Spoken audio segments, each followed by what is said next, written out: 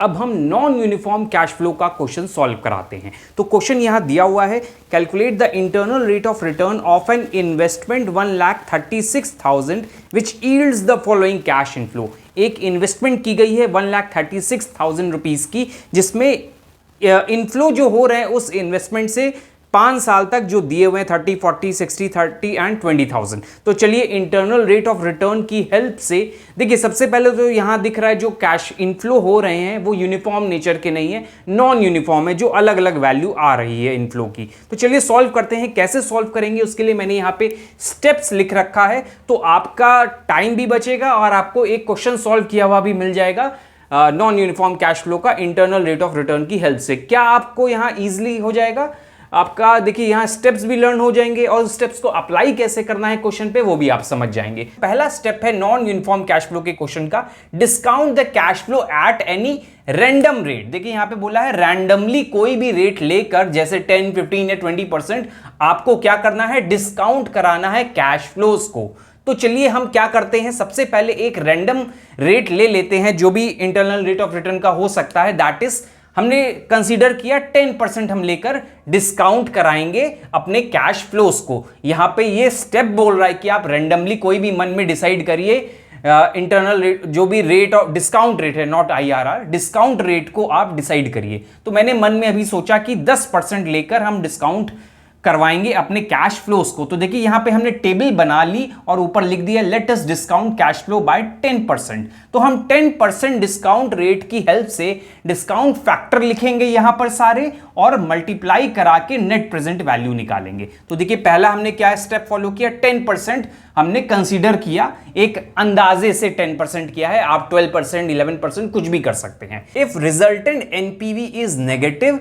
Then discount cash flow again by lower discount rate to make NPV positive. देखिए यहां पे क्या बोला, आपने जो डिस्काउंट रेट लिया है, सपोज मैंने यहां पे 10% लेके अभी हम सॉल्व करेंगे, तो अगर मेरा एनपीवी निकालने पर 10% पे अगर मेरा एनपीवी नेगेटिव आता है, अगर इसको हमने सॉल्व किया 10% से और एनपीवी अगर नेगेटिव आएगा तो हमें क्या करने बोल रहा है, again by lower discount rate. तो हमें क्या करना होगा, 10% से एक वैल्यू थोड़ा सा नीचे डिस्काउंट रेट लेकर हमें फिर से एनपीवी निकालना होगा। तो इस तरह से हमें देखिए दो रेट मिल जाएंगे, एक हायर रेट एक लोअर रेट। इसी तरह से पूरा वाइसी वर्सा कर दीजिए। सपोज पहले पॉजिटिव आ रहा है तो आप क्या करिए, दूसरा जो डिस्काउंट रेट होगा वो हायर ले लीजिए। तो देखिए यहां पे एंड वाइसी वर्सा लिखा है ना, तो पहले आप सपोज आप एकदम देखिए ये जो स्टेप है ये थोड़ा टिपिकल लग रहा है समझने में, तो सिंपली आपको हम बता रहे, इसको रीड किए बिना हम आपको बता रहे क्या करना है।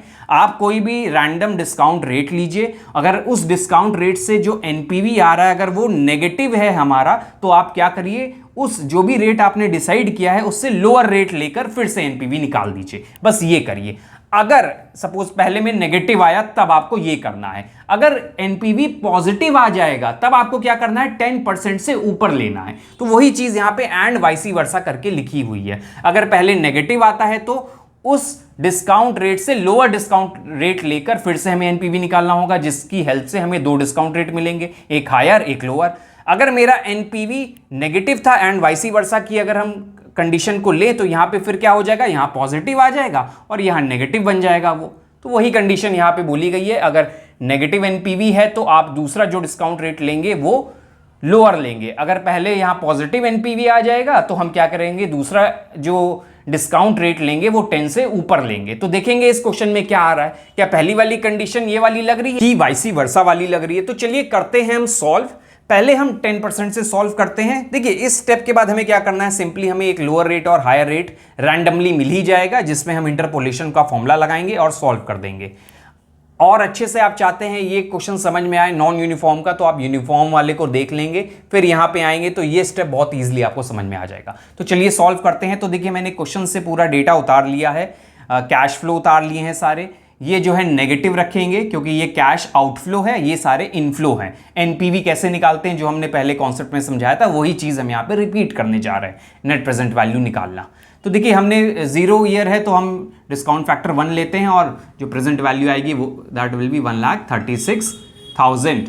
अब हमें डिस्काउंट फैक्टर की वैल्यू लेनी है। आप टेबल की हेल्प से सॉल्व कर सकते हैं या कैलकुलेटर से। हम क्या करते हैं, अभी हम डायरेक्ट यहां वैल्यूज लिख देते हैं डिस्काउंट फैक्टर की, जो 10% की रेट पे है। डिस्काउंट फैक्टर की वैल्यूज कहां से मिलेंगी आपको, पीवीएफ टेबल से। तो हम पीवीएफ टेबल को रेफर करके हम सारे डिस्काउंटिंग फैक्टर की वैल्यू लिख ले रहे हैं और मल्टीप्लाई करा के यहां पे प्रेजेंट वैल्यू सब निकाल लेते हैं।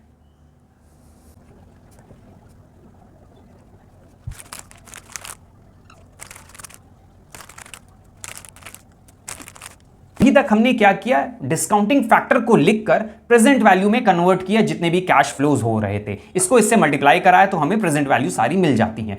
फर्स्ट वाले में कराया, जो हमारा आउटफ्लो था वो नेगेटिव में मैंने लिख लिया। नेट प्रेजेंट वैल्यू कैसे निकलती है, इन सबका टोटल करिए, 1,36,000 में माइनस कर दीजिए। पॉजिटिव या नेगेटिव जो आएगा उसको हम सेकंड स्टेप में लगाकर आगे बढ़ेंगे क्वेश्चन में। तो हम क्या करते हैं, अभी इसको टोटल करते हैं जितने भी पॉजिटिव हैं, जो कैश इनफ्लो है प्रेजेंट वैल्यू के फॉर्म में, प्लस 20,490 प्लस 12,420। तो हमारा टोटल आता है 1,38,280 और यहां पे इन्वेस्टमेंट जो हो रही है 1,36,000। तो चलिए माइनस कर देते हैं, पता चल जाएगा हमारा पॉजिटिव है कि नेगेटिव। तो हमारा नेट प्रेजेंट वैल्यू जो है पॉजिटिव आ रहा है, दैट इज 2280। तो हमारा नेट प्रेजेंट वैल्यू पॉजिटिव आ गया है। अब आते हैं फिर से हम स्टेप पे, देखते हैं क्या है स्टेप।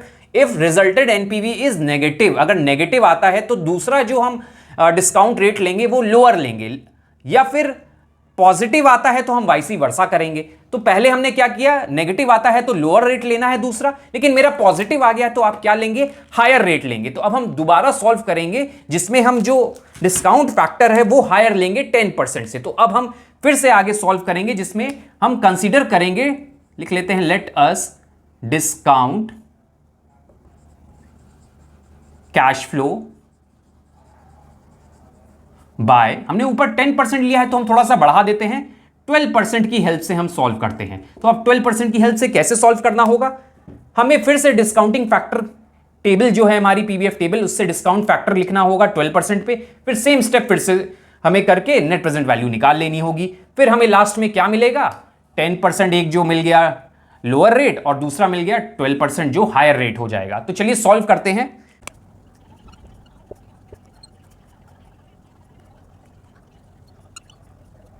तो हमने क्या किया, डिस्काउंटिंग फैक्टर लिखे 12% पे, जो टेबल की हेल्प से हमने लिख लिया है।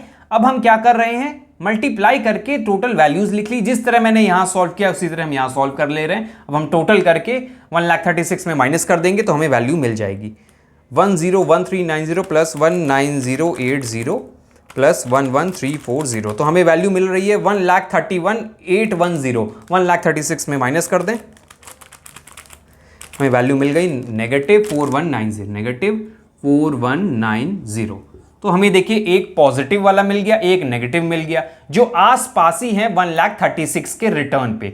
तो अब हमें एक हायर रेट मिला विच इज 12% और एक लोअर रेट मिल गया विच इज 10%। तो हमें ट्रायल एंड एरर की हेल्प से 10% and 12% lower rate and higher rate मिल जाता है।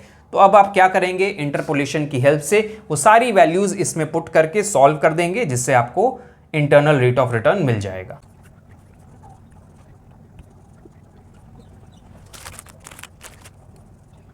हमने सारी वैल्यूज लिख ली यहां पे था एनपीवी एट लोअर रेट। तो एनपीवी लोअर रेट पे कितना आया था 2280, जो मैंने यहां पुट कर दिया। फिर था NPV at lower rate minus NPV at higher rate.